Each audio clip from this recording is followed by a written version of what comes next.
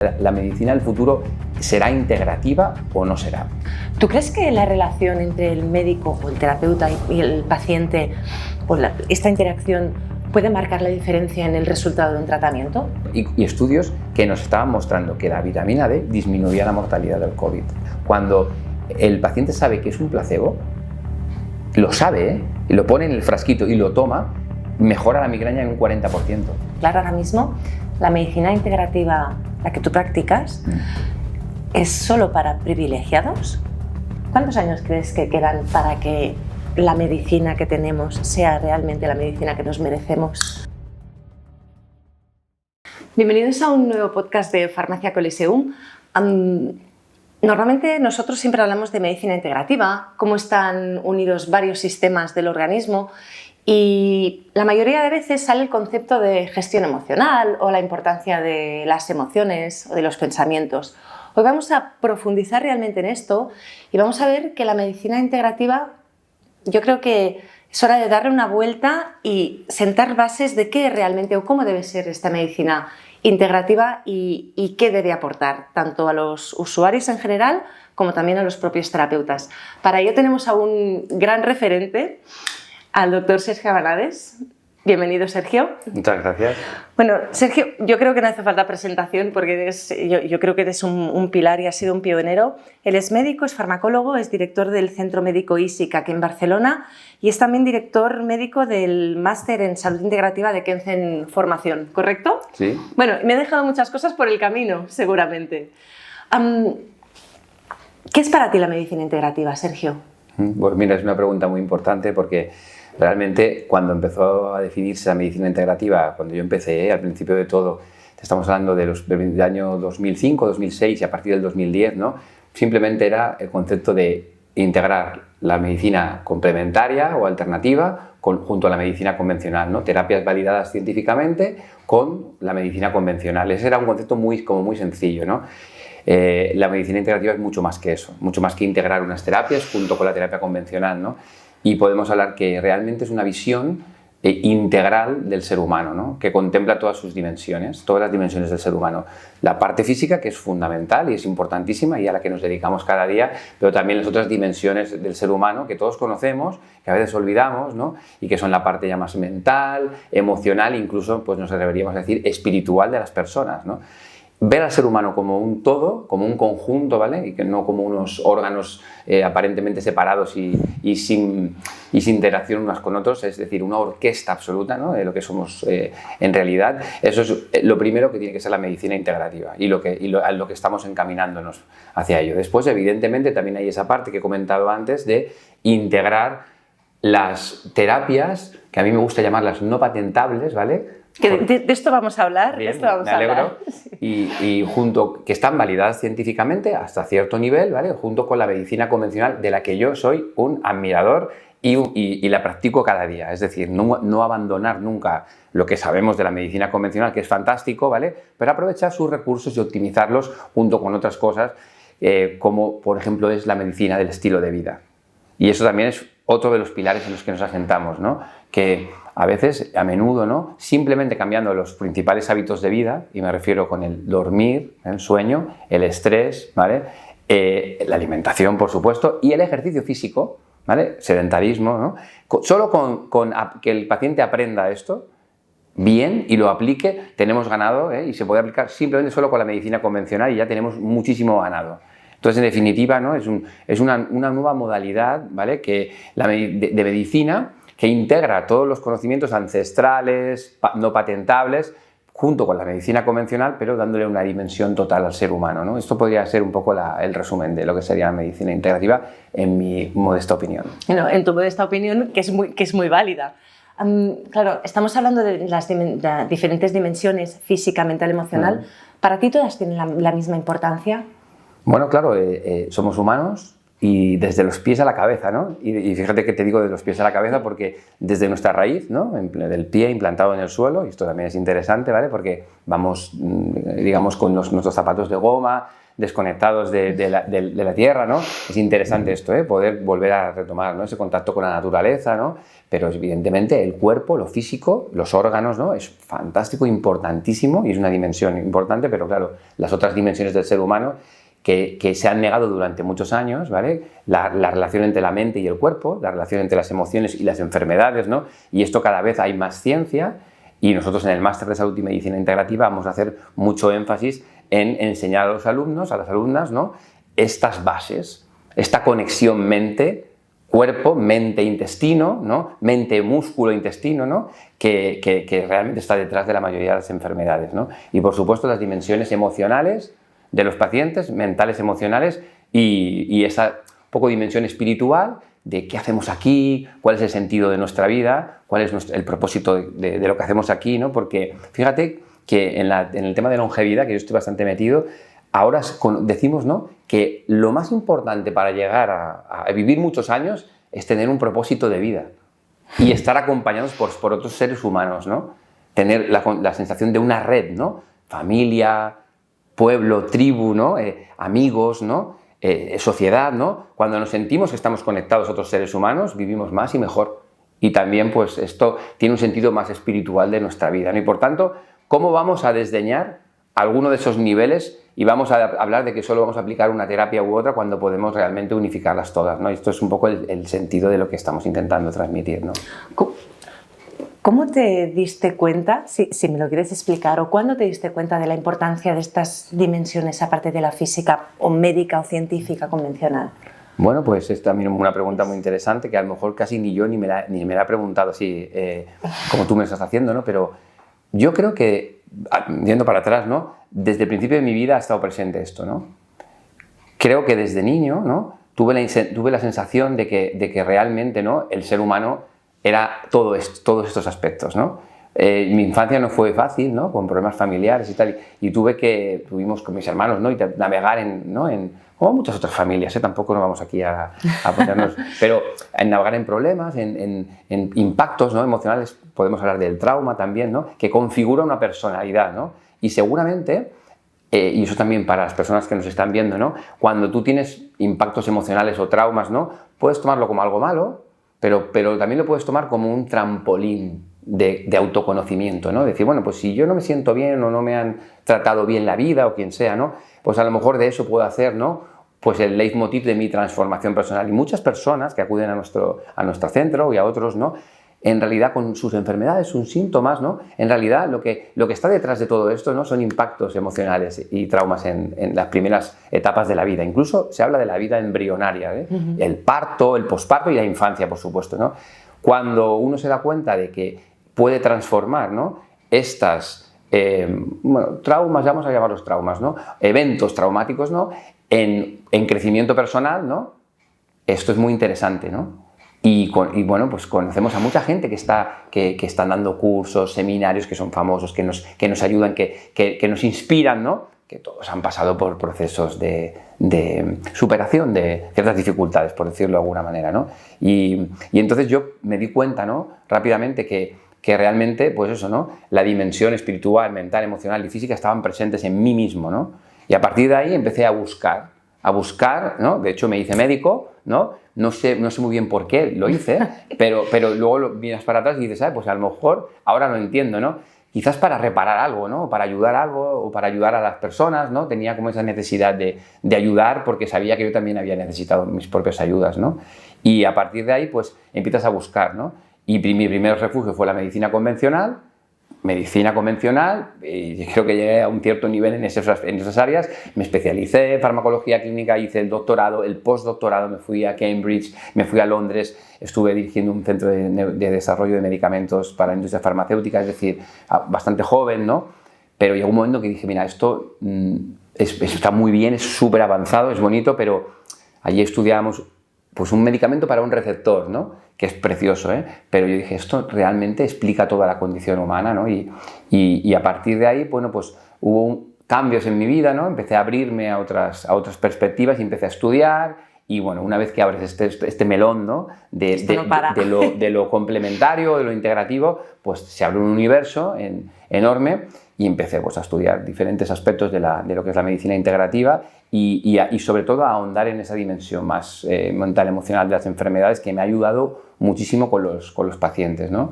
Y que gracias a explorar esas dimensiones hemos podido avanzar en enfermedades que en principio pues, no tenían cura o en principio parecía que no se podían mejorar, ¿no? Y bueno, pues aquí estamos un poco, ¿no? Fruto de todos estos años. No, y agradecidos todos por estos caminos que hacéis, los pioneros y para mí es de valientes, ¿eh? El hecho de estar posicionado, por decirlo así, en un puesto de trabajo en medicina convencional y dar este vuelco, casi un salto al vacío, en la época en que lo hiciste, desde mi punto de vista, al menos como lo vemos también los que te hemos escuchado. El vacío, el concepto del vacío, ¿no? Del salto al vacío, ¿no? El vacío es el principio de lo lleno, ¿no? ¡Qué bonito! Es decir, ¿no? A veces hay que vaciarse, ¿no? Y hay que vaciarse incluso de conocimiento, ¿no? Y porque cuando nos vaciamos de ciertos conocimientos, ahí adquirimos más sabiduría, que no es lo mismo el conocimiento que la sabiduría, ¿verdad? El conocimiento se puede adquirir, la sabiduría está en nosotros, ¿no? Y solo hay que recordarlo. Un poco por ahí van las cosas, ¿no? Y realmente a veces hay que pasar por un desierto, ¿no? Por un cierto vacío, por un camino. Ese es el camino también del autoconocimiento, ¿no? De repente estás vacío, no sabes muy bien qué estás haciendo, para dónde vas, ¿no? Pero ahí empieza, ¿no? a llenarse todo, ¿no? Del propósito que hablaba antes, ¿no? Y tener propósito, conocer tu propósito en la vida es fantástico y eso es maravilloso y eso es lo que vamos a invitar hoy a las personas, ¿no? A que poco a poco, ¿no? Puedan salir de sus constructos mentales, ¿no? Y pues con técnicas como la meditación, como el yoga, por ejemplo, ¿no? Las respiraciones conscientes, ¿no? Hay muchas, ¿no? Puedan, digamos, entrar en esta relación un poquito más con su verdadero, vamos a decirlo, ser o su verdadero yo, ¿no? Eso que nos habita dentro, que nos susurra a veces lo que tenemos que hacer y no lo escuchamos, ¿no? Ya os he dicho que nos dejaría frases para la posteridad. No hace falta que me lo digas, ¿eh? Pero ¿tú conoces tu propósito de vida? Yo creo que sí, que lo voy conociendo, ¿no? Este año pasado hice 50 años y cumplí 50 años y bueno, yo creo que me ha venido también, ¿no? Con el cumplir 50 años como también una nueva dimensión, digamos, ¿no? De darte cuenta, bueno, que estás ya, es que dicen, ¿no? Dar la vuelta al jamón, le dicen, ¿no? Estás ya en otra época, ¿no?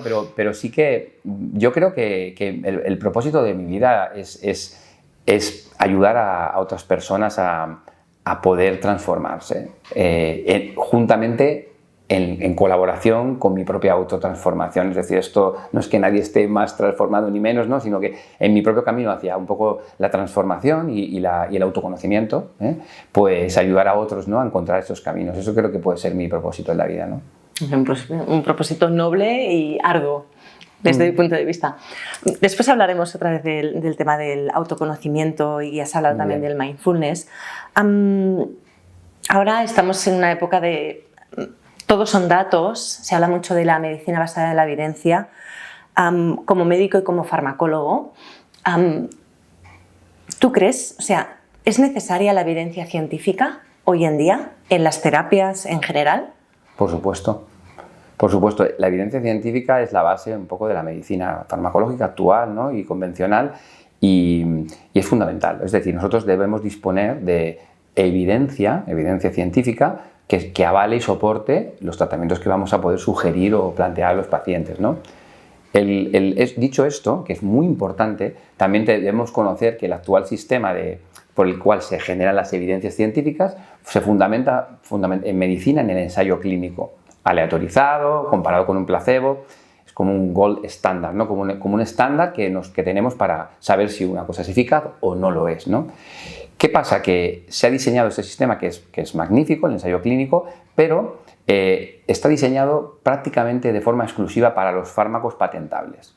Es decir, sustancias que tienen una patente detrás por la cual, si se llegan a aprobar por las autoridades, van a tener un tiempo, digamos, de retorno de la inversión, ¿vale? Lo que estamos hablando, perdona, ¿cuánto cuesta un ensayo clínico? Bueno, aproximadamente. Te diría cuánto cuesta más un ensayo clínico, depende del tamaño, del diseño, pero te diría cuánto cuesta llevar un fármaco. Exacto, ¿cuánto cuesta hacia un paciente, ¿no? Estamos hablando de un billón. Un billón de euros aproximadamente de media de fármaco. O sea, es una barbaridad. Luego, claro, el laboratorio dispondrá de un tiempo para recuperar. De tal manera que hoy en día, cuando se hacen los estudios de fase 3, que ya es a miles de pacientes, ¿vale? Con miles de pacientes, ni siquiera el laboratorio con más dinero del mundo tiene dinero para hacerlos. Y hay fondos de inversión que ponen dinero para poder arriesgar, ¿no? y llevar a cabo esos ensayos. Entonces, imagínate un laboratorio pequeño, ¿no? Una molécula pequeña, es imposible que llegue. Entonces, ¿qué ha sucedido? Pues que las evidencias científicas de las que disponemos, ensayos clínicos, metaanálisis de ensayos clínicos, prácticamente solo existen de lo patentable. Y estudios de fase 3 solo existen de lo patentable, porque nadie, en su sano juicio, va a poner dinero para algo que no tiene patente detrás y por lo que no va a obtener ningún dinero. Imagínate, si te cuesta 1 billón de euros llevarlo al mercado y de ese billón no solo no vas a recuperar el billón, sino que no te van a dar nada absolutamente, es el sistema actual que tenemos, ¿eh? Sí. Nadie va a llevarlo no patentable. Entonces, ¿de qué estoy hablando? Estoy hablando de la vitamina D, la vitamina C, sustancias que hay en el propio cuerpo, sustancias que hay en las plantas, ¿vale? Sustancias que no son patentables porque no pueden serlo, porque son parte de la naturaleza o de nuestro propio cuerpo, ¿vale? El ácido lipoico, el glutatión, ¿vale? Estoy hablando de sustancias enormemente efectivas en medicina, ¿vale? La vitamina C, que había que hacerle un monumento, ¿no?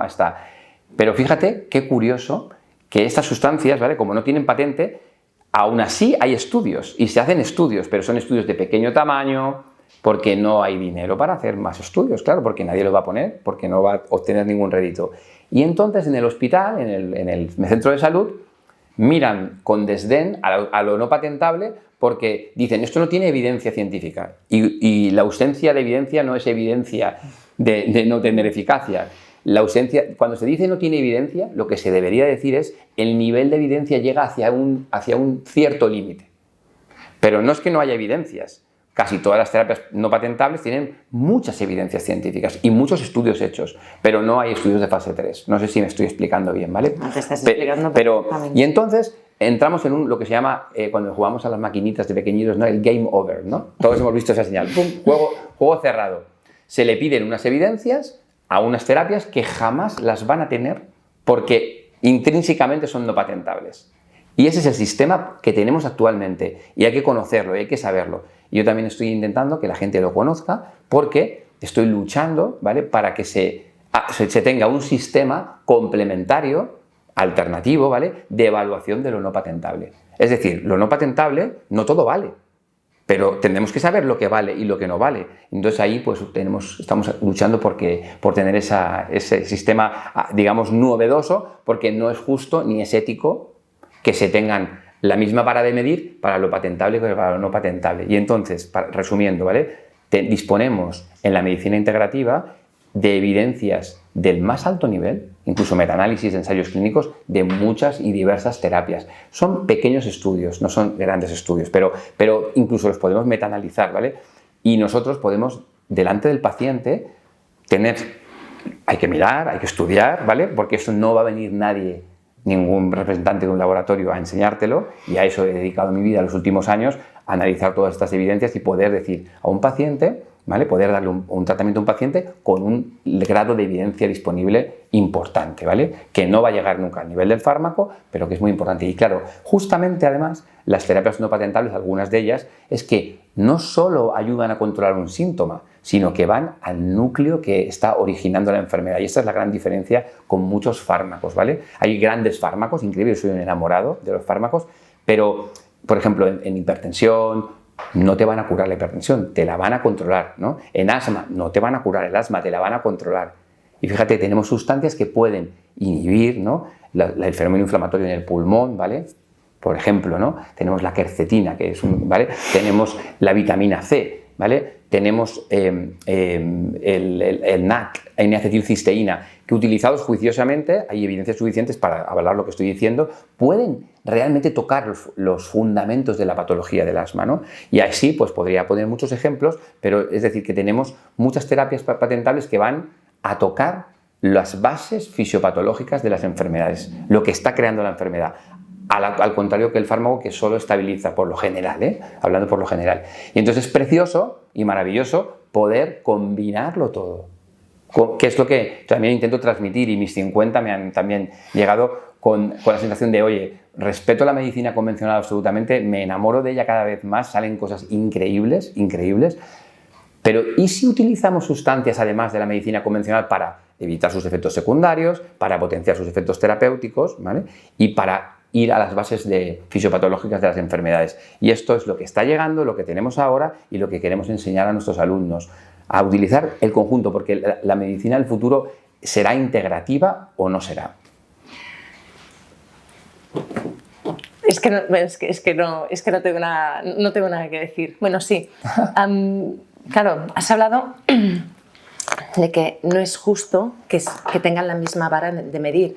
Y es que yo diría que no es justo para la sociedad, para nosotros, claro, que no podamos realmente, ahora ya parece pataleta, pero es que es así, o sea, no puede ser que un usuario de la calle no se pueda beneficiar, pues esto, de una vitamina D o de lo que sea, si los efectos secundarios de los fármacos, tú eres enamorado de los fármacos, yo soy farmacéutica, yo también, ¿no? Y aún estudio y aún me maravillo de las acciones, claro, fármaco-receptor, agonista-antagonista, me parece una barbaridad, pero es que estamos obviando lo más obvio y lo más natural, no sé cómo decirle. Y no estamos hablando solo de suplementación, sino estamos hablando también, hay mucha crítica a nivel de, pues lo que tú comentabas antes, ¿no? De terapias de mindfulness, de yoga, da igual, musicoterapia, es que terapias de masaje, todo esto también desde la medicina convencional muchas veces se denosta demasiado. Sí, y este tema es sorprendente además, como incluso desde el Ministerio de Sanidad, ¿no? Se han llegado a filtrar informaciones sobre que, por ejemplo, el tai chi o el yoga, ¿no? Eran pseudoterapias, ¿no? Y a mí me escandaliza, y me parece que estamos haciendo un daño a la sociedad, es una ocultación de información muy grave, ¿vale? Porque, sin embargo, ¿no? El yoga, el mindfulness, ¿no? El tai chi están en las guías de práctica clínica de las sociedades más importantes médicas del Reino Unido y de Estados Unidos. O sea, está ya incorporados, ¿vale? De forma integrativa, pero con guías de práctica clínica basadas en la más alta evidencia científica, ¿vale? Y avaladas, por ejemplo, por sociedades como la Sociedad Americana de Oncología, ¿vale? ASCO, ¿vale? Que nos dicen que con el máximo nivel de evidencia podemos decir que tanto el yoga como el mindfulness, ¿vale? Como el tai chi ayudan a los pacientes oncológicos, en este caso en algunas guías de oncología, pero a los pacientes de cualquier tipo de patología, a reducir sus síntomas depresivos, reducir la ansiedad, ¿vale? Mejorar su calidad de vida. Esto con el máximo nivel de evidencia. Y luego hay evidencias menos contundentes también para el control del dolor y para la mejora del estado físico de algunas enfermedades. Y por ejemplo, la acupuntura, que es una terapia complementaria, también denostada hasta hace nada, y ahora pues resulta que ya está siendo, digamos, incorporada a las guías de práctica clínica de muchísimas sociedades científicas, ¿no? Con el más alto nivel de evidencia científica y con unas particularidades que estas terapias, cuerpo-mente, ¿no? Energéticas, por decirlo de alguna manera, nos ayudan a mejorar nuestra calidad de vida, a mejorar el pronóstico de las enfermedades sin prácticamente contraindicaciones ni efectos adversos, cosa que no podemos decir de nuestra terapia farmacológica, ¿no? Entonces, ha habido una desinformación espectacular en este campo, pseudociencias, ¿no? Cuando la pseudociencia es el no estar abierto a la innovación. Esto es la verdadera pseudociencia. No estoy abierto a la innovación, estoy centrado en unos valores y en unas creencias del pasado, me han dicho que esto no es eficaz, me han dicho que... Y además, no entender que eso no es patentable y no entender que eso no tiene la fuerza que tiene un fármaco, desdeñarlo, decir que esto no es evidente sin haber mirado la evidencia científica, esto es la verdadera pseudociencia. La pseudociencia no son las terapias complementarias, es aplicar la ciencia desde una creencia en que es el nuevo Dios, ¿no? Y que esto sí es científico y esto no es científico. Bueno, yo soy experto en ensayos clínicos y podemos hablar largo y tendido de lo que es científico y lo que no es científico y quién promueve los ensayos clínicos, cómo se desarrollan estos, cuáles son los resultados, pero lo cierto es que todas esas terapias tienen una evidencia pujante. Y hay un ejemplo muy concreto y muy interesante, ¿vale? Y que yo también quiero explicar hoy, ¿vale? Que es el ejemplo de la vitamina D. la vitamina D de dedo.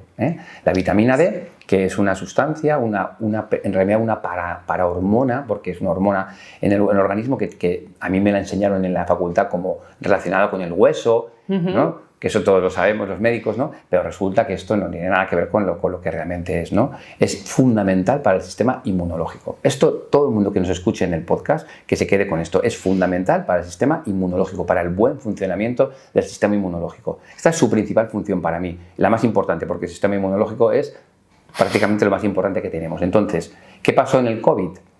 Que se potenciaron los estudios de las vacunas, podríamos hablar de eso también largo y tendido, pero había evidencia científica de metaanálisis de la vitamina D protegiendo, ¿vale? Es un British Medical Journal, ¿vale? De cualquier enfermedad respiratoria. Es decir, antes del COVID sabíamos que la vitamina D por metaanálisis nos protegía de cualquier enfermedad respiratoria. Sin embargo, esos datos no los tomaban los gobiernos y dijeron, bueno, pues si esto es válido para cualquier enfermedad respiratoria, ¿por qué no lo probamos en el COVID?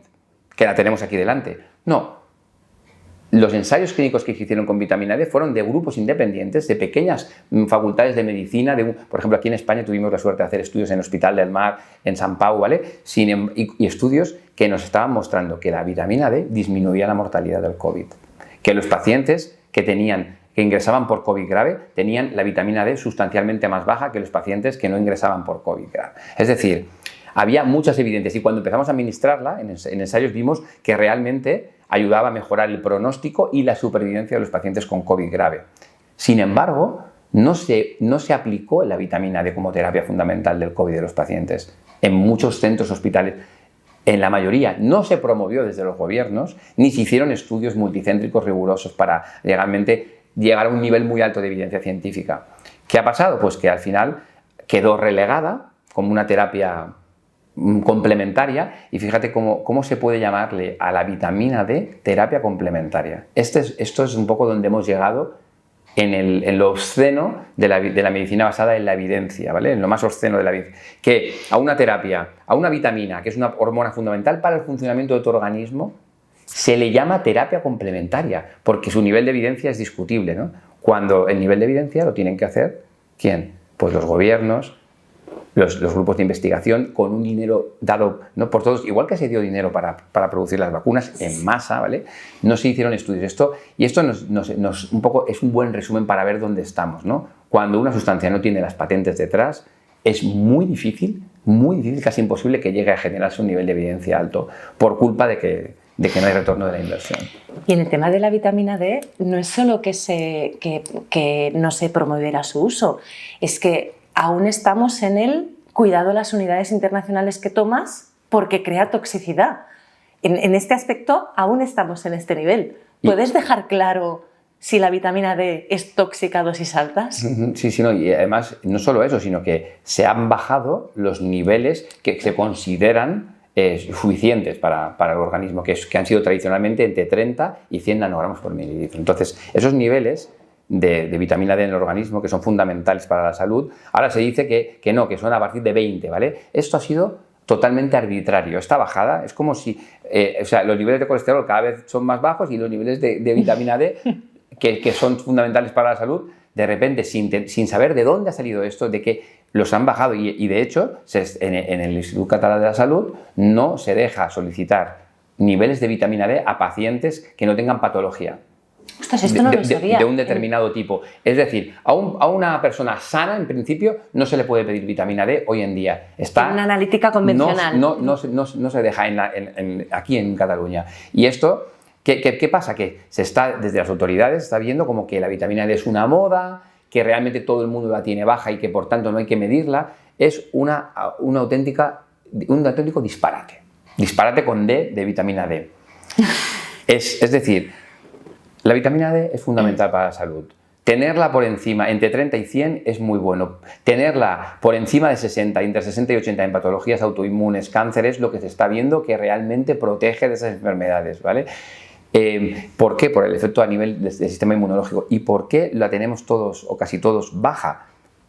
Falta de exposición al sol, pero fundamentalmente porque tenemos enfermedades crónicas. tenemos enfermedades crónicas. Y cuando una persona tiene diferentes enfermedades, pueden ser alergias, puede ser un autoinmune, pueden ser dermatitis, pueden ser resfriados de repetición, infecciones de orina, la vitamina D baja en picado.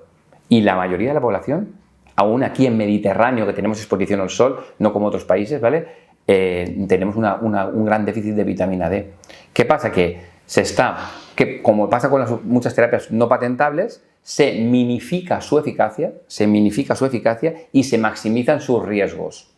Con los fármacos pasa curiosamente lo contrario. Sí, fíjate. Se minimizan sus riesgos, que son importantes, ¿vale? Y se maximiza la eficacia, ¿no? Y entonces, ¿qué sucede? Pues que tenemos hoy en día la fama de que la vitamina D puede producir hipercalcemia. O sea, unas subidas de calcio, que esto te lleva al hospital y que te pongas muy malito, etcétera, etcétera. Cuando sabemos hoy en día que esto, la incidencia es muchísimo menor, que la inmensa mayoría de los pacientes no van a llegar a cifras tóxicas ni aunque quieran, ni aun suministrándoles 12.000 unidades diarias, 20.000 unidades diarias, cuando hay un paciente crónico y tal, no va a subir, y lo tenemos comprobadísimo por el tiempo que tenemos de uso de la vitamina D. Y al final lo que está pasando es esto, que se está maximizando un posible riesgo, que es la hipercalcemia, que no es ni mucho menos tan real como se ha vendido, y se está dejando de utilizar como por evitar un posible riesgo, cuando en realidad tener los niveles de vitamina D en la parte óptima de su rango terapéutico es fundamental para la salud. Y te puedo decir que en nuestros pacientes, ¿no? Cuando vamos administrándoles vitamina D para nivelarles y ponerlos en rango terapéutico, cuando sus enfermedades empiezan a mejorar, la necesidad de vitamina D cae en picado. Cuando ellos mejoran de las enfermedades, la vitamina D, la necesidad de suministrarles y suplementarles cae hasta un momento en el que ya no es ni necesario suplementarlos, ¿no? Y esto es muy interesante de conocer. Es que es brutal. Es que yo cada vez que te escucho, bueno, me quedo sin palabras. Has hablado del mindfulness antes. Claro, ahora tenemos muchos nombres, ¿no? Autoconocimiento, mindfulness, inteligencia emocional, etc. ¿Qué es el mindfulness? Muy bien, pues porque a veces cuesta de definir, ¿no? ¿Qué es el mindfulness? Sí, porque es un palabra que suena muy bien, muy de moda, pero ¿qué es? Como que lo heredamos de los ingleses todo, ¿no? Y dices, bueno, pero mindfulness. Bueno, en realidad mindful, ¿no? Es, digamos, mente plena, ¿no? ¿Mente plena? ¿Qué quiere decir, no? Y luego también se puede traducir como conciencia plena, ¿no? Plena conciencia, ¿no? Y, bueno, plena conciencia. Entonces, al final, ¿qué son las actitudes mindful, ¿no? ¿Y qué es el mindfulness, ¿no? Pues, en realidad, ¿no? Nosotros también, hay una palabra también que es la meditación, ¿no? Que está por ahí metida, ¿no? Y la meditación, que es, pues si tú miras en el diccionario, pues meditar es como pensar detenidamente sobre un tema, ¿no? Y no tiene nada que ver con esto, ¿sabes? Son palabras que meditation, mindfulness, las hemos ido heredando de los ingleses, ¿no? Y al final es, más que nada, ¿no? La habilidad que tenemos para estar en la presencia, en el presente, focalizando nuestra atención plena, ¿vale? Focalizando en una única tarea, en un único evento, en una única cosa, ¿no? Es decir, estar concentrados, concentración de la mente, la habilidad para poder estar concentrados, cosa que, como sabes, hoy en día cada vez es peor, cada vez nos sacan más, porque está el móvil, porque está las redes sociales, porque nos está invadiendo un montón de información y nosotros con esa información, cuanto más información tienes, más difícil es que estés centrado en una única tarea, ¿no? Entonces, es fundamental que desarrollemos estas habilidades de concentración de la mente, del pacificar los pensamientos, ¿vale? Y para eso el mindfulness está reglado científicamente. Se hicieron múltiples estudios, ensayos clínicos, de un método que es el Mindfulness Stress-Based Reduction, reducción de estrés con mindfulness, que está programado, son 8 sesiones durante 8 semanas, con prácticas meditativas de concentración de la mente de 20 minutos, y sabemos por ciencia que la persona que inicia un programa no es la misma que lo acaba. A nivel funcional, a nivel de estrés, reducción de valores de estrés, reducción de cortisol, y a nivel de sus capacidades de atención plena y al momento presente, y de la generación de felicidad, de calma, de alegría, y en técnicas de resonancia magnética funcional, de neuroimagen y de resonancia magnética estructural, cambios perceptibles en los cerebros después de 8 semanas de práctica meditativa. ¿Solo 8 semanas? Solo 8 semanas ya hay cambios. Incluso hay cambios en pequeñas prácticas meditativas en el día a día, ¿no?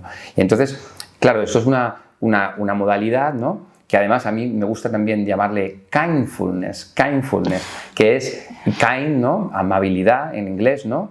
Kindfulness, que es una vez que yo estoy en mi calma plena, en mi atención plena y la mente no interfiere y estoy tranquilo y estoy relajado, estoy aquí presente, ¿no? Y consciente, entonces tengo más posibilidades de ser más amable conmigo y con los demás.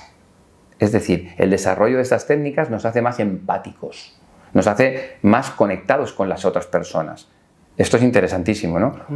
Cuanto más calmada está mi mente, ¿no?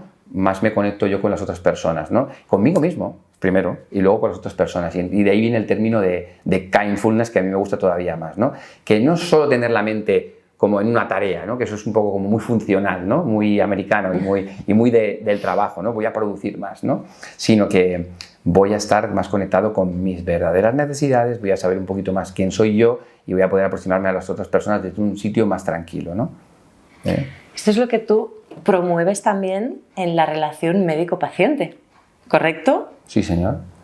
Sí, nosotros en el máster de salud y medicina integrativa, que estamos a punto de comenzar, por cierto, el 16 de mayo, estamos formando profesionales sanitarios en la medicina integrativa más de vanguardia científica, pero todos estos profesionales que van a hacer el máster y van a adquirir sus habilidades científicas, por supuesto, van a tener un programa de desarrollo de habilidades mindful, ¿no?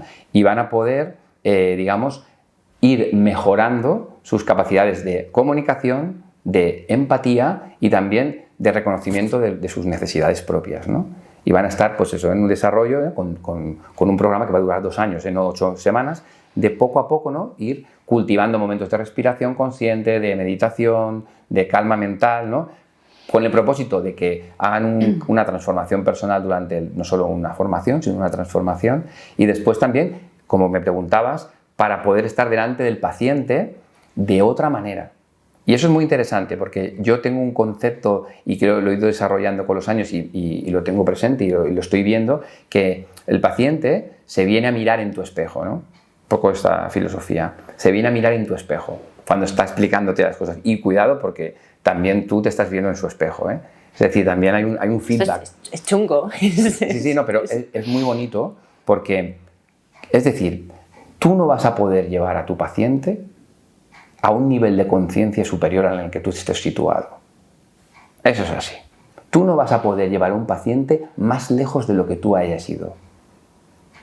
Y esto no quiere decir que no se puedan producir curaciones, mejoras, desde diferentes niveles de conciencia, ¿eh? Pero un poco, cuanto más desarrollado estés tú en el hábito de estar presente, tranquilo y sereno, más vas a poder ayudar a una persona que lo esté. Y esto es un arte. Y bueno, no se pide que nadie esté, aquí nadie somos Buda, ni yo por supuesto el primero, ¿vale? Tengo una mente muy poderosa y con mucho movimiento dentro, ¿no? Y por eso también he necesitado estas técnicas, pero al final es buscar esa paz mental en ti, va a poder ayudarle al paciente a encontrar la suya mucho más fácilmente, ¿no? Y crear, digamos, un espacio donde la persona que se siente, ¿no? Ese espejo donde nos miramos, se pueda ver reluciente, más reluciente, ¿no? Y pueda, de alguna manera, no solo con las habilidades mindfulness, sino también, claro, si yo no sé lo que es una dieta cetogénica, o yo no sé lo que es sacar el gluten de la dieta, o yo no sé lo que es hacer musculación, lo voy a poder aconsejar de la misma manera que si realmente yo estoy practicando lo mismo que le estoy indicando al paciente.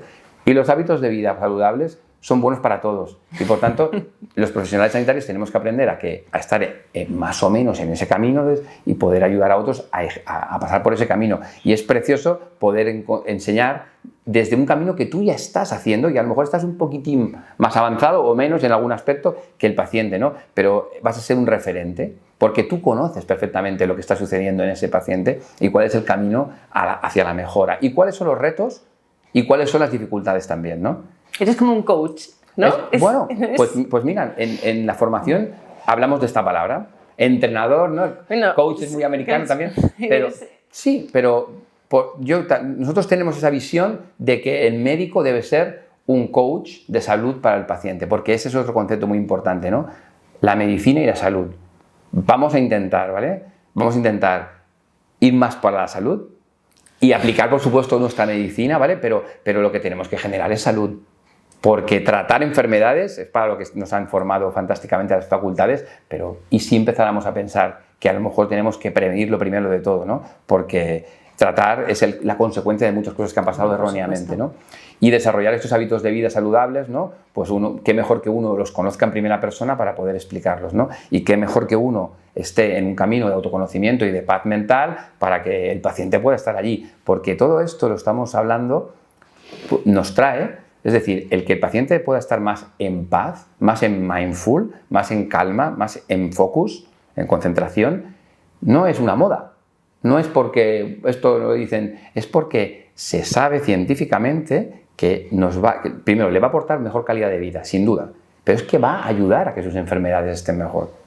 Que por eso lo estamos aplicando, ¿vale? Porque el paciente que desarrolla hábitos mindful, aparte de hábitos de vida saludable, va a tener mucho más fácil el poder mejorar en su enfermedad, sea cual sea la enfermedad que tiene.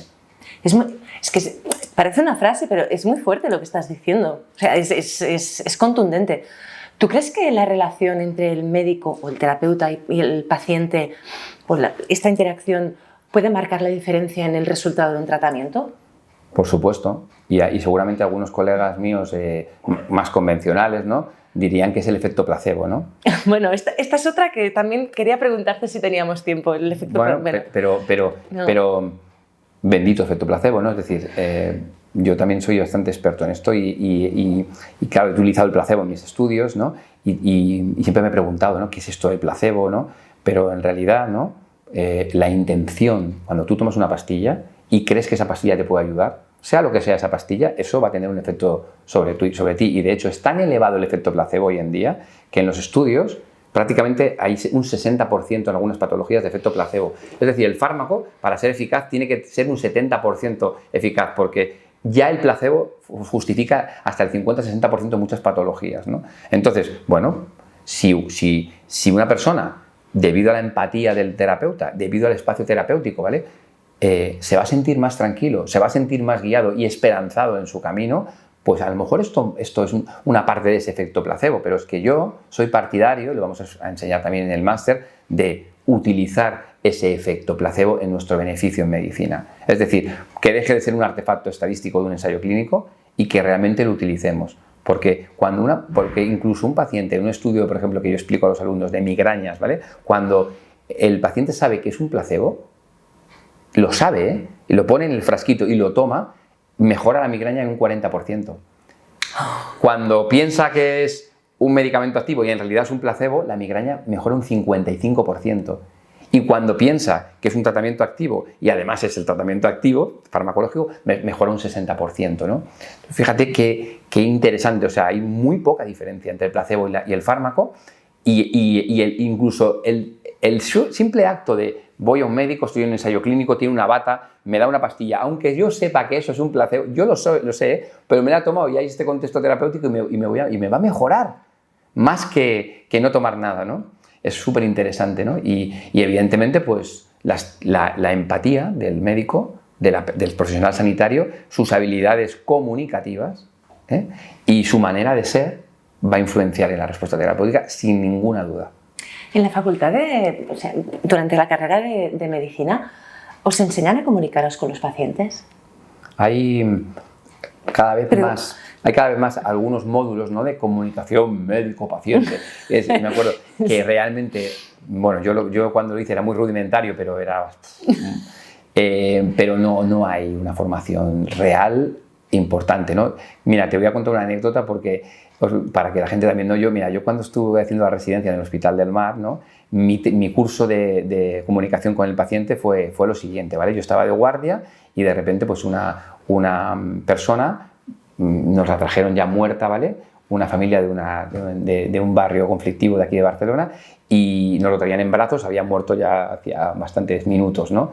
Lo intentamos reanimar y no fue posible, evidentemente, reanimarlo, venía ya clínicamente muerto, ¿no? Y me dijeron, sal a informar a la familia que no hemos podido hacer nada. Este fue mi curso en comunicación con el paciente. Y fui a una sala de espera donde me encontré pues una familia de una etnia determinada, con una cultura determinada, esperando el mensaje del doctor, ¿no? Y claro, a mí nadie me había preparado para eso, evidentemente, ni me habían dado ningún curso, ni había hecho nada. Y bueno, pues ahí fue a lo duro, ¿no? Como yo aprendí, ¿no? Ciertas cosas, ¿no? De la vida. Y realmente pues hay un déficit enorme en lo que son la comunicación médico-paciente, ¿no? Y, por ejemplo, se sabe en oncología, ¿vale? Que también tenemos un curso universitario al respecto, ¿no?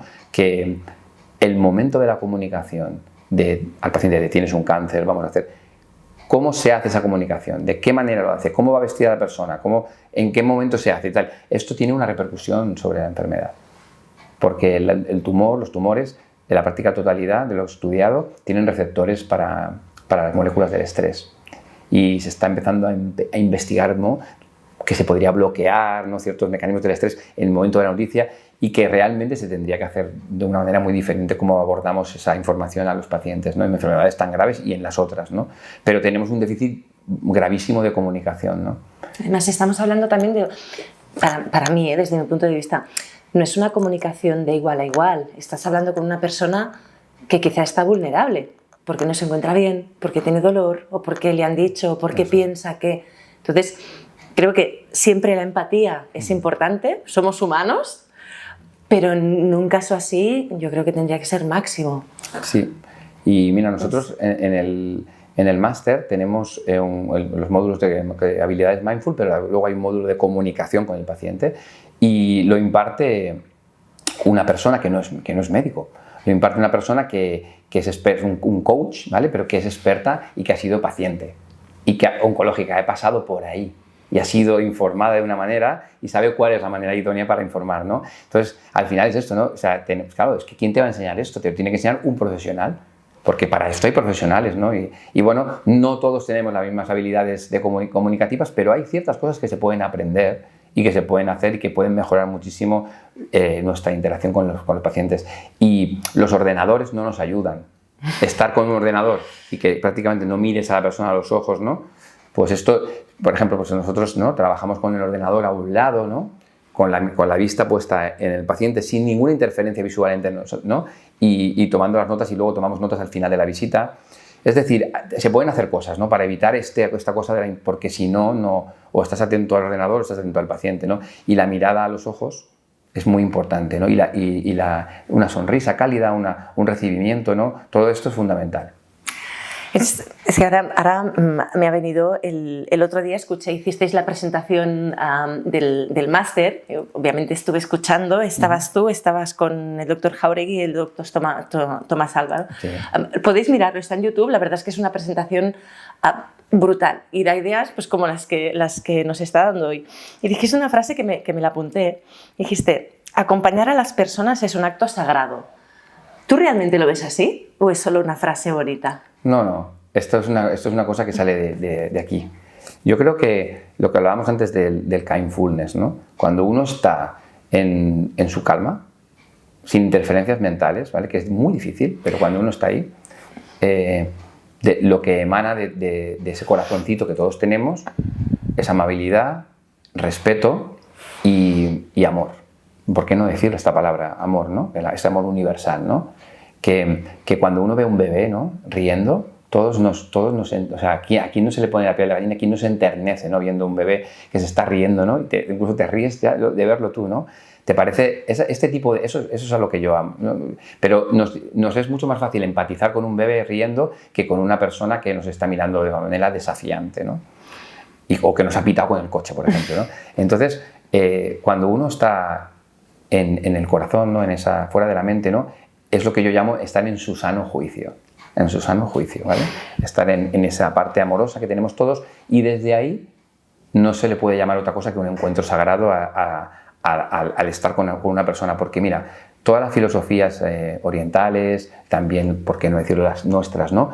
Siempre han hablado, ¿no? de esto, ¿no? Del sentido de la vida, de quiénes somos, ¿no? Muchas veces se habla de eso, de todos somos uno, ¿no? Y que bueno, que puede sonar más a cosas de New Age o lo que quieras, ¿no? Pero en realidad, ¿no? Cuando nos aproximamos un poco a la verdadera naturaleza de cada uno, ahí ya un poco, ¿sabes? Estas barreras que hay entre personas se permeabilizan, ¿no? Y entonces empiezas a sentirte mucho más cerca de los demás. Y por tanto, ¿no? cada encuentro con otra persona que tenemos, y estamos teniendo hoy un encuentro, por supuesto, tú y yo aquí, ¿no? Y con todas las personas que nos están viendo, ¿no? Pues es una oportunidad de, como dicen, ¿no? Por ejemplo, en el budismo, ¿no? La palabra namaste, ¿no? Que es un poco yo honro aquello sagrado que hay en ti, que también hay en mí, ¿no? Que también mora en mí, ¿no? Entonces, y también, por ejemplo, nosotros decimos adeu, ¿no? Aquí, o adiós, ¿no? Que en realidad es como ves con Dios, o ves, o adiós, ¿ves? ¿No? O sea, estos mensajes, ¿no? Decir, sin entrar en términos religiosos, ¿vale? Pero estás mandándole a la persona a que se encuentre consigo misma, ¿no? Con la parte más bonita que hay de cada uno, ¿no? Qué bonito. Claro, has hablado de interferencias mentales. Claro,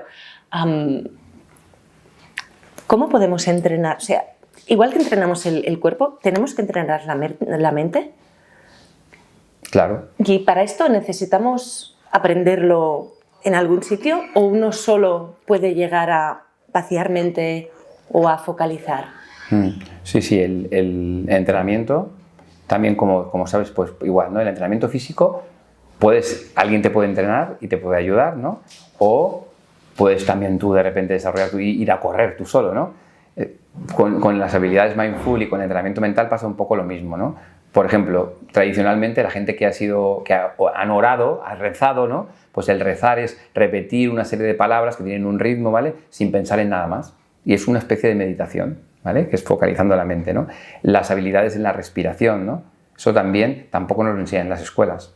Ni en la escuela de los niños, ni en la escuela de medicina. Y, oye, respirar es el primer fundamento de la vida.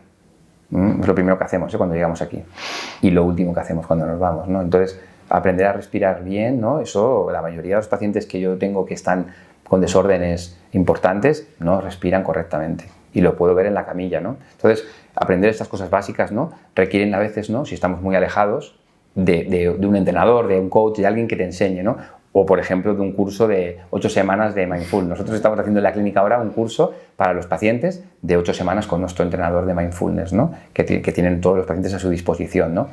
Porque hay gente que le cuesta más y le cuesta menos. Y no todo el mundo puede meditar, ¿eh? Esta es la pregunta. No medita quien quiere. Las mentes son... Sí, sino quien puede. ¿Sabes? Sino quien puede. Entonces, al final, a lo mejor para una persona, para empezar, es mejor que haga deporte. Porque a lo mejor si se para a hacer un poco de meditación se va a volver, ¿no? Y va a empezar con nervios, con ansiedad. Hay que escoger bien cada persona, ¿no? O hay personas que, por ejemplo, dicen, mira, mi meditación es regar las plantas y cuidar de mi jardín, por ejemplo, ¿no? O ir al bosque, ¿no? Entonces, bueno, que sepamos, ¿no? Que para poder, digamos, establecer esa calma mental hay diversos y múltiples mecanismos, ¿no? Y hay que encontrar un poco por dónde empezar con cada paciente, ¿no? Y cada persona tiene que encontrar el suyo, ¿no? Por ejemplo, hay uno que es muy bueno, que es la musculación y el ejercicio físico. Cuando te pegas un buen trote por la montaña, cuando sales de allí y estás bien cansado, la mente está mucho más tranquila. Eso lo sabe todo el mundo, ¿no? Te dura lo que te dura, pero ¿vale? Y también sabemos que cuanto más musculación tenemos, más enraizamiento tenemos, más difícil es que la mente vaya más rápido, ¿no? Y yo también recomiendo mucho la musculación a nuestros pacientes, ¿no? Como primer método, porque además nos va a dar un montón de propiedades para saludables, ¿no? Pero después, bueno, pues eso, ¿no? Aquietar la mente, un curso de mindfulness, aprender a respirar, ¿no? Un paseo consciente, ¿no? Estar mirando el mar y no pensar en nada más, ¿no? Difícil, ¿verdad? Para algunas personas. Hay muchas maneras de poner tu atención en el momento presente, ¿vale? Incluso modernamente y más antiguamente, ¿vale? De unas tradiciones, el uso de sustancias psicodélicas, también para traspasar niveles de la conciencia, porque ahora estamos también haciendo ensayos clínicos con estas sustancias en los hospitales. Entonces, hay muchas herramientas disponibles para poder aquietar la mente. Entonces, hay que encontrar qué es lo mejor para nosotros, la más adecuada para nuestro ritmo de vida y luego, por supuesto, dedicarle una práctica. Claro, ahora que hay mucho diagnóstico, no sé si es porque hay más o se diagnostican de otra manera, de trastornos obsesivos compulsivos, déficit de atención, incluso me atrevería a decir pues, trastornos del espectro autista, de muy diferente rango, ¿no?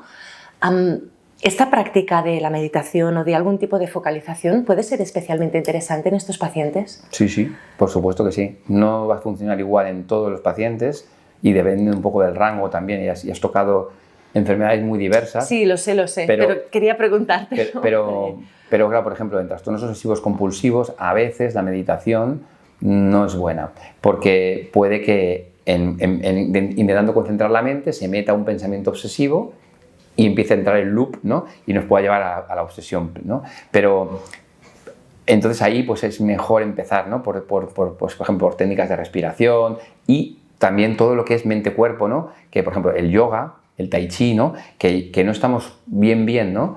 Concentrando la mente de una manera muy particular, pero sí que requiere, pues eso, si estás haciendo un ejercicio de Qigong o de yoga, estás ahí, no estás pensando. Entonces, bueno, hay que ir viendo qué va para cada cosa, pero sí que es verdad, por ejemplo, para el trastorno de déficit de atención, es que es una maravilla.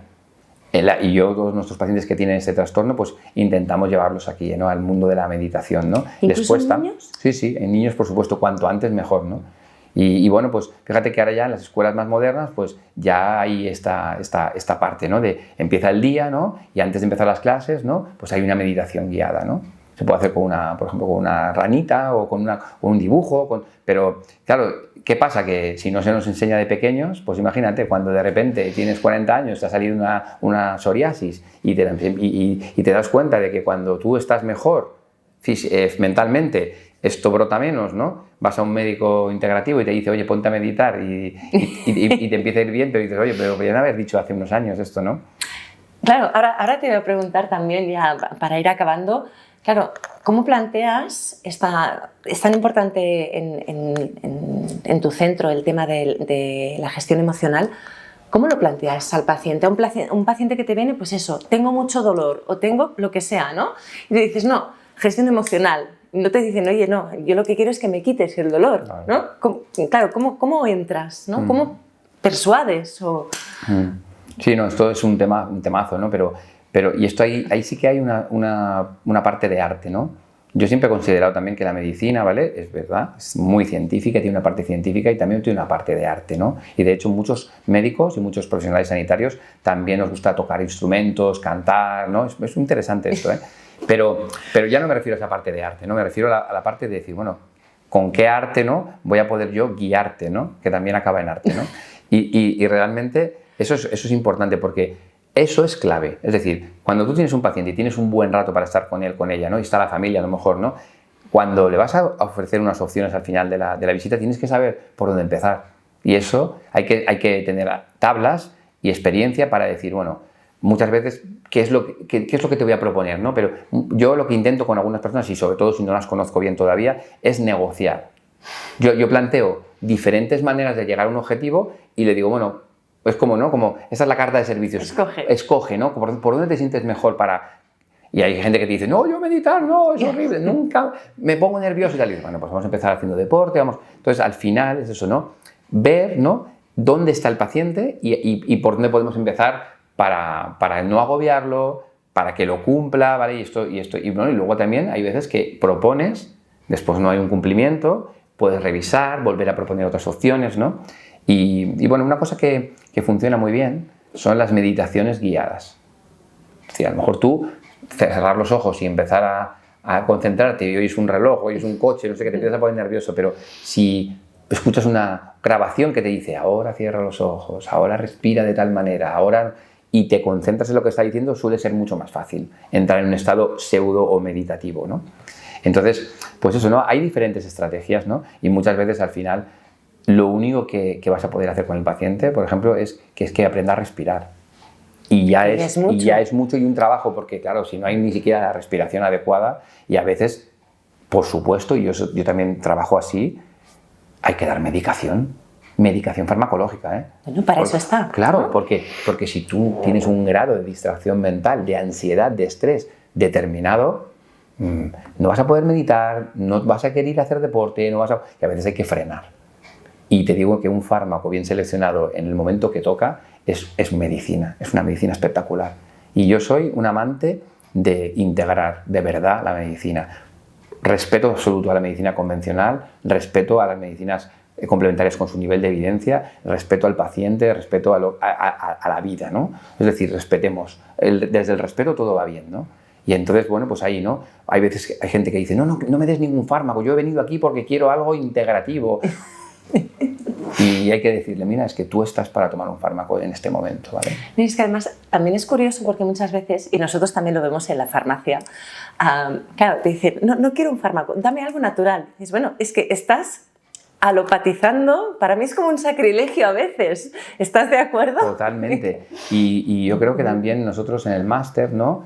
Es una de nuestras bases también, es decir, esto no va de cambiar suplementos por fármacos. Perdón, fármacos por suplementos, ¿no? Esto no va de cambiar un fármaco por acupuntura, no, esto no va de eso.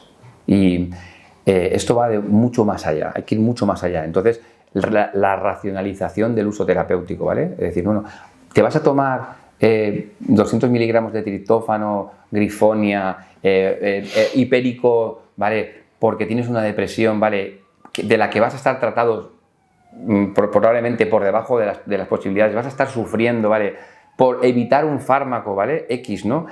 Que dándotelo adecuadamente a la dosis que toca y dándote además unas vitaminas y unos minerales y unos cofactores metabólicos para que tu hígado lo tolere mejor, que puede ser brillante la combinación, ¿vale? Es decir, vas a estar, ¿no? Meses de sufrimiento y de gasto en múltiples suplementos cuando podrías haber tomado un fármaco. Entonces, claro, ahí es donde hay que muchas veces escoger, ¿no? Y es evidente que a veces lo natural puede ser mucho mejor y hay veces que no.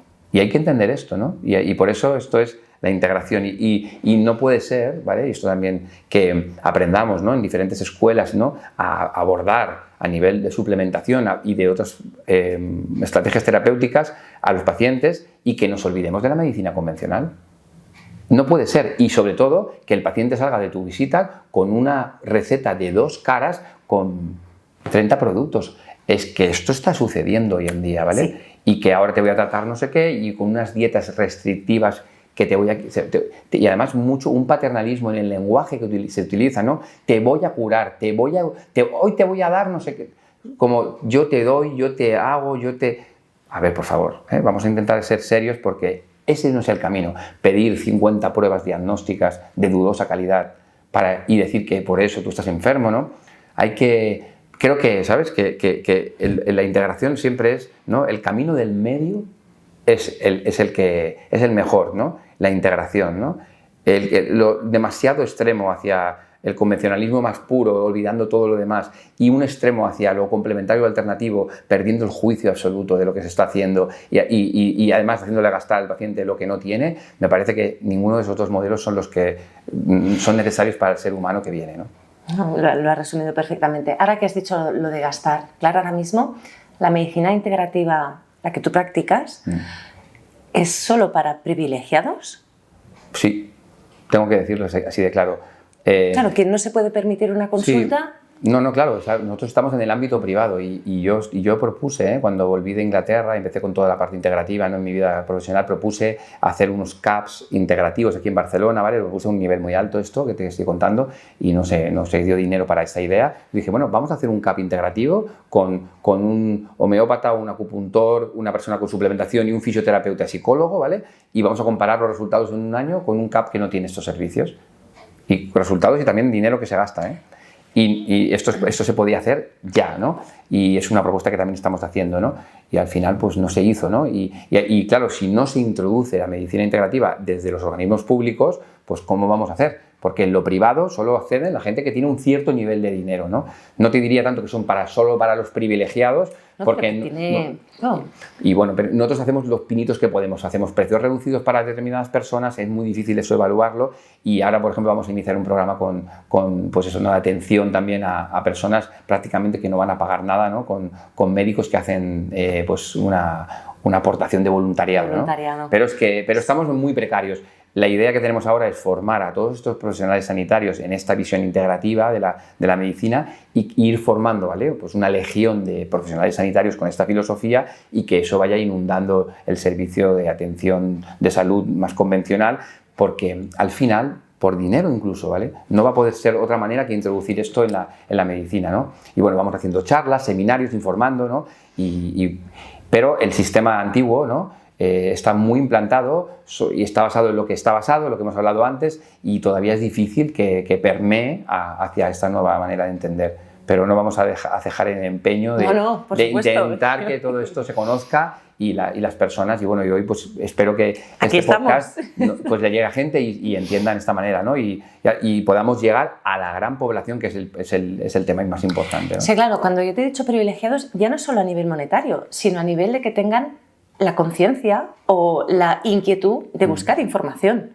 Porque tenemos, a mí no me gusta hablar de clases sociales o socioculturales, pero claro, hay personas que no han oído nunca hablar de acupuntura. No es que se lo puedan permitir o no, es que no han oído hablar de ello, o que hay una alternativa, una propuesta diferente a la que no saben. Entonces, claro, para mí privilegiado no solo a nivel monetario, sino a nivel de conocimiento general. Por supuesto. ¿No? Incluso el privilegio de conocer cuáles son los hábitos de vida saludables, ¿no? O sea, es que vamos a algo tan básico. Es algo tan básico, ¿no? Pero yo también ahí rompo una lanza en el decir, mira, lo más básico, y eso también, por ejemplo, los pacientes que vienen con cáncer a verme, ¿no? Digo, mira, si no vuelves a verme a mí, no tienes capacidad para hacer tratamientos, no vas a hacer nada de lo que yo te voy a recomendar, pero quédate con esta idea, ¿vale? Muscula durante tu tratamiento oncológico. Incrementa tu musculación, porque sabemos por ciencia actual, increíble nivel de evidencia que hay ahora, que el ejercicio físico y la musculación es todo lo contrario que el cáncer, o sea, van en contra totalmente del cáncer, ¿vale? Y de muchas patologías crónicas. Entonces, al final, es decir, bueno, tú no tienes acceso a la medicina integrativa, ¿vale? Pero intenta descansar mejor. Haz técnicas de relajación antes de ir a dormir. Desconecta de las pantallas por lo menos 2 horas antes de irte a dormir, ¿vale? Haz todo el ejercicio físico que puedas. Incrementa tu nivel de musculación, haz sentadillas, o sea, cosas, ni siquiera tienes que ir al gimnasio, ¿eh? Flexiones abdominales en tu casa, ¿vale? Hay múltiples podcasts y gratuitos en línea que lo tienes ahí toda la información, o sea, puedes acceder cuando quieras, ¿vale? Muscula, ¿vale? Desarrolla esas habilidades mentales, y evita los ultraprocesados y los procesados. Todo lo que viene en cajitas de supermercado, evítalo. Compra fresco, ya no te digo ecológico, que es más caro, pero si puedes que sea ecológico, compra fresco, compra comidas y come comida tradicional de toda la vida y evita todo lo que se ha inventado y está en cajas y en plásticos, ¿vale? Evita la exposición a los tóxicos, todo lo que puedas, los plásticos, las gasolinas, los tintes del pelo, las cremas, los dentríficos. Todo esto tiene tóxicos. Abre y ventila tu casa todo lo que puedas, sal al campo, a la naturaleza. Todo esto que estoy diciendo no tiene un coste importante. Solo falta integrarlo. Pero es una cosa que podemos hacer todos y todas podemos hacer esto en este momento, ¿no? Y sin entrar en mayor cosa. Y realmente, si uno cambia esos hábitos de vida, ¿no? Tiene muchísimo ganado. Ya la última pregunta. ¿Tú cuántos años crees que quedan que estás puesto en el tema? ¿Cuántos años crees que quedan para que la medicina que tenemos sea realmente la medicina que nos merecemos? ¿Cuántos años? Bueno, vamos a hablar de años, no de décadas. ¿Tú cómo lo ves? Pues mira, la verdad es que es una pregunta muy buena, pero mira, en el 2012 yo era director médico de la primera clínica de medicina integrativa de aquí de Barcelona, ¿vale? Y me llamaron a un programa de la 2, de televisión española, un debate con otros médicos y tal, ¿no? Y yo en ese momento pensé que, claro, si nos estaban llevando a un debate, ¿no? Se estaba formando poco menos que 2015, 2018, como mucho, esto estaría ya en la sanidad pública. Porque claro, estábamos ya, y fíjate dónde estamos, ¿no? Vino la pandemia, han pasado muchas cosas, ¿no? Entonces, es tan difícil de prever esto, ¿no? Pero tengo la sensación de que realmente el grupo de personas que están, digamos, cada vez, ¿vale?, pensando en cambiar su salud, mejorar su salud y tener más nivel de autoconocimiento, está elevándose de manera exponencial. Es decir, ha pasado de ir por aquí a empezar la curva, ¿vale? Y entonces ya sabes, pues un movimiento exponencial, ¿no? Tiene una rapidez importante, ¿no? Y no sé si es optimismo, pero espero y deseo, ¿no? que sobre todo, ¿no? En la década de 2030-2040 esto ya esté mucho más instaurado a nivel social y médico. ¿Y será por demanda de la sociedad? Sin duda. Y también es importante porque creo que la sociedad que viene es una sociedad mucho más transversal.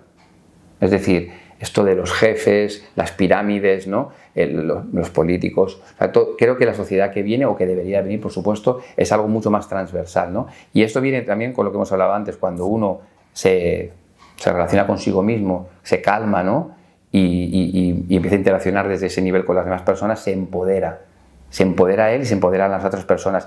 Ya no hace falta, ¿no?, los gurús ni los guías, sino que uno, cuando sale de su mente, y este puede ser un buen mensaje para cerrar, ¿no?, y se conecta con el corazón, sale de sus interferencias mentales, de sus patrones mentales de comportamiento inconsciente, ¿vale?, y cada vez hace las cosas de manera más consciente, entonces ahí aparece el verdadero motivo por el que estamos aquí, ¿vale?, y puedes conectar con tu verdadero propósito en la vida, y desde esa conciencia mejoras tu salud y mejoras la salud de los que tienes al lado, ¿no?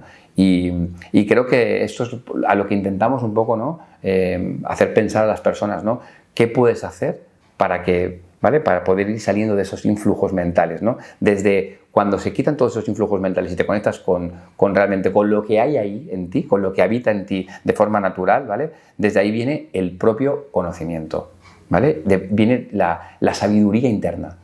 Y la sabiduría interna es una sabiduría que te lleva a un nuevo orden de salud, donde tú no necesitas realmente que nadie te diga lo que es necesario para ti, ni lo que es bueno para ti, porque de manera intuitiva, orgánica, ya lo conoces, ¿no? De la misma manera que una rosa nadie le explica ni nadie le dice cómo tiene que emitir su olor en primavera ahora, ¿no? O el grano que tiene que florecer, ¿no? Hay algo intrínseco en la naturaleza que es inefable, ¿no?, y que es absolutamente sabio, ¿no?, y que nosotros también tenemos eso, por supuesto, dentro, ¿no? Y cuando uno va a la naturaleza, por ejemplo, es cuando se puede poner en contacto con su propia naturaleza de forma más fácil, ¿no? Hay que reconectar. Eso es, reconectar. Y eso todos lo hemos experimentado, ¿no? Y al final, cuando uno conecta con esa sabiduría interna, ¿para qué hacen falta tantos expertos y tantas cosas si tú de manera natural vas a saber que esto no es bueno para ti y esto realmente sí es bueno, ¿no? Y lo vas a poder experimentar y desde tu propia experiencia ser un ejemplo y poder llevarlo a las demás personas, ¿no? Ojalá que esto sea cada vez más predominante en el mundo y que podamos, por supuesto, con personas así empoderadas, ¿no?, pues la medicina y la salud que van a querer y que van a practicar, pues es de todo lo que hemos estado hablando ahora, ¿no? Pues Sergio, creo que lo vamos a dejar así. Yo te agradezco mucho que hayas venido y también el trabajo que has hecho durante todos estos años, tú en compañía de otros profesionales. Yo solo espero que no decaigáis y que sigáis. Aquí hemos puesto nuestro granito de arena también para visibilizar la medicina integrativa en mayúsculas. Yo creo que hoy la hemos tratado en mayúsculas. Y también esta gestión emocional, esta importancia del saber del profesional sanitario, es que no sé cómo definirlo, de esta empatía, de esta humanidad también, quizá, ¿no? Seguro. Pues no me queda nada más, de verdad, es que estoy tan contenta de haber hablado contigo este rato, en serio. Sabía que aportarías, pero no sabía que sería este nivel. Bueno, muchísimas gracias. Pues muchísimas gracias a vosotros por haberme invitado hoy aquí, ¿no? Y sobre todo también porque estáis haciendo una labor que va mucho más allá de la propia farmacia, ¿no? Es decir, podíais quedaros en el mero establecimiento, ¿no?, que ya es muy bonito, la farmacia comunitaria, ¿no?, poder informar, ayudar a la gente, ¿no?, como lo hacéis en el día a día, ¿no?, y de esta manera orgánica, pero además pues vais un nivel más allá y bueno, pues hacéis el podcast y que la gente, porque al final, bueno, ya sabemos que hoy en día todo el mundo se informa de esta manera, ¿no? Y ahí incluso, ¿no?, pues cuando estás en un atasco, pues mira, ¿sabes?, me voy a poner un podcast, ¿no? Y bueno, pues esta manera que tenéis de abriros un poco más y de informar, pues es fantástico y enhorabuena a vosotros también. Bueno, ahí estamos, cada uno poniendo su parte, que de eso se trata. Espero, bueno, sé que os habrá gustado. Yo creo que este es un podcast para regalar, compartir. Sergio ha dicho cosas muy interesantes y creo que de mucho valor para uno mismo. Así que comentad, compartid, cuidaos y nos vemos en la próxima. Hasta pronto.